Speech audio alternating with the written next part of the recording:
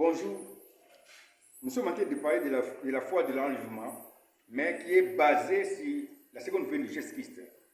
C'est pourquoi nous voulons d'abord poser cette base-là en rapport avec la seconde venue de Jésus-Christ pour aider le lecteur à comprendre ce qu'on va dire prochainement quand on va arriver à l'étape qui va parler de la foi de l'enlèvement proprement dite. Parce que tout est basé sur la seconde venue de Jésus-Christ. Maintenant, nous sommes arrivés à la vidéo 17F, la foi de l'enlèvement, suite 3. Je fais une remarque ici. La fois passée, on avait parlé de la suite 3 et 4, mais on a fait commis une erreur là, dans l'ordre des vidéos. Ici, c'est la suite 3. Suite 3, ainsi de suite.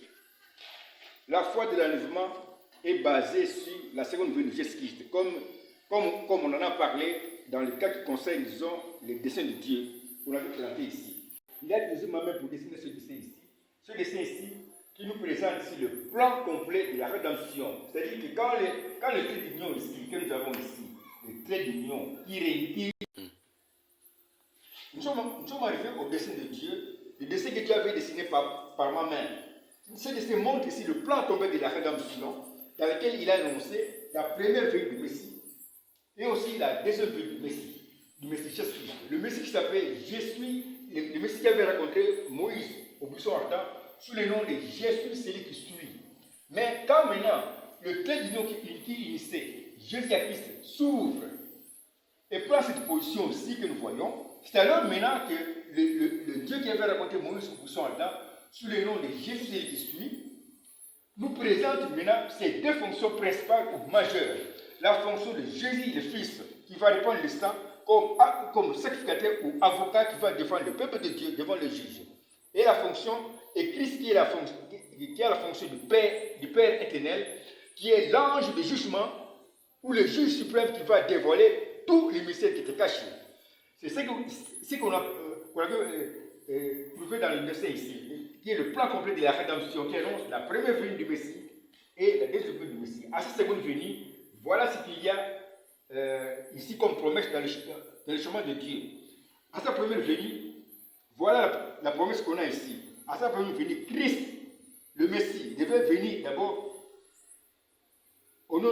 avec le nom de Jésus, avec la fonction de Fils, qui va répandre le sang comme avocat, comme l'avocat qui fait les sacrifices de lui-même, ou comme sacrificateur, qui fait les sacrifices de lui-même, ou comme avocat qui va défendre le peuple de Dieu devant le juge qui condamne le péché. Mais à sa seconde venue, il revient comme le Père éternel, comme l'ange de jugement qui va dévoiler tous les mystères cachés comme juge. C'est ce qu'on a vu dans le plan complet de la rédemption, qui est ici sous la forme de dessin de Dieu, le dessin que Dieu lui-même avait dessiné en utilisant ma main. Ceci va nous aider maintenant à comprendre plus tard la foi de l'enlèvement proprement dite. C'est pourquoi nous allons maintenant voir la même promesse ici, le même plan de la rédemption dans Luc 2, dans les paroles données par l'aveugle Simeon. Je vais dire ça. Voici ce que dit Simeon. L'aveugle Simeon dit ici dans Luc 2, 35. Il dit dans Luc 2, 35. Simeon avait laissé l'enfant, le bébé Jésus, entre ses bras, et puis il a parlé. Il a dit ceci. Et toi-même, il parle maintenant au bébé Jésus. Quand maintenant nous disons les autres traductions, les gens pensent que, les traducteurs pensent que Simeon a parlé à Marie. Mais celui qui m'a enseigné ceci, qui est l'auteur de la Bible, celui qui a créé le récit biblique, démontre clairement que l'aveugle de Simeon a parlé au bébé Jésus. Je lis la prophétie. Et toi-même, l'épée te transpercera l'âme, afin que les pensées de beaucoup soient dévoilées. C'est-à-dire, les pensées qui sont des mystères cachés en Dieu, comme le dessin ici. Le dessin ici était une pensée qui était cachée en Dieu. Une pensée qui était un mystère caché en Dieu. Mais Dieu, au temps de la fin, a dévoilé tout ceci. C'est pourquoi, dans la prophétie donnée par l'aveugle Simeon, il dit ceci. toi-même, l'épée te transpercera l'âme, afin que les pensées de beaucoup soient dévoilées, c'est-à-dire les pensées qui sont des mystères cachés en Dieu, comme les dessins dont nous avons parlé, et dans sa Bible qui était scellée de ces trous. Ici, c'est une prophétie qui était donnée par l'aveugle de Simeon, mais celui qui m'a enseigné, disons, sur le sud de l'unité, m'a donné l'occasion maintenant d'étudier, disons, les paroles de l'aveugle de Simeon sous forme de dessins. Voici maintenant les dessins qui montrent maintenant ce que l'aveugle de Simeon avait dit. Il a bien dit, et toi, petit enfant, et toi et toi-même, l'épée te transpercera l'âme. Voici l'épée. L'épée qui avance pour aller transpercer l'âme. Or, ça c'est le corps, le grand cercle ici, c'est le corps de Jésus.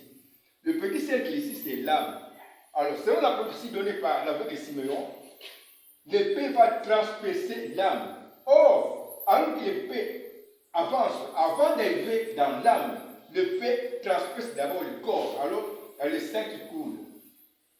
Quand le sang coule ici, dans la pensée de celui qui a créé ce film, il annonce ici la première venue du Messie.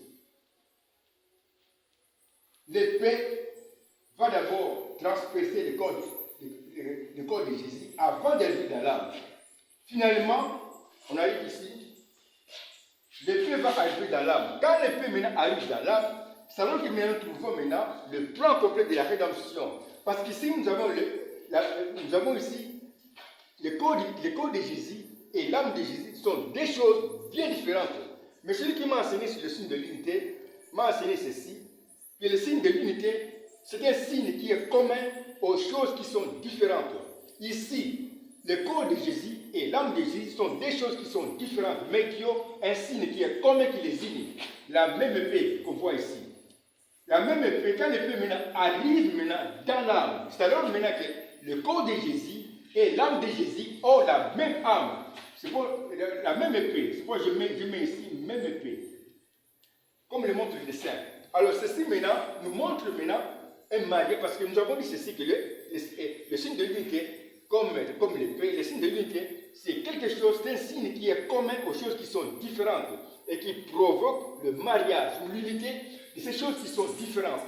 Pourquoi? Parce que ces signes provoquent, annonce dans ces mariages-là une prophétie. Ici, nous avons trouvé maintenant un signe qui est commun au corps de Jésus et aussi à l'âme de Jésus dans ce dessin-ci.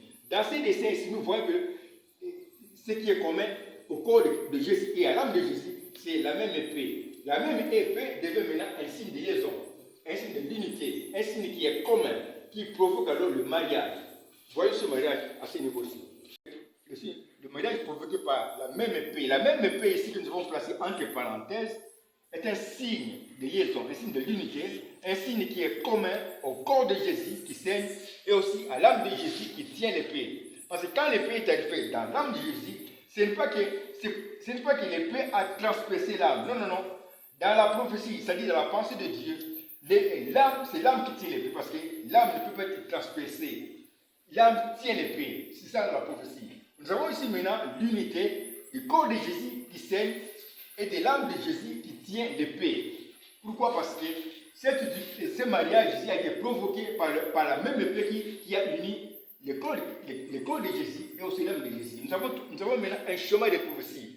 Le chemin ici des prophéties est dans une langue là qui est inconnue aux anges. Une langue là que Dieu seul connaît. C'est pourquoi, dans cette prophétie ici, Dieu nous annonce maintenant ce qui passe, le plan complet de la rédemption. Voici ce plan.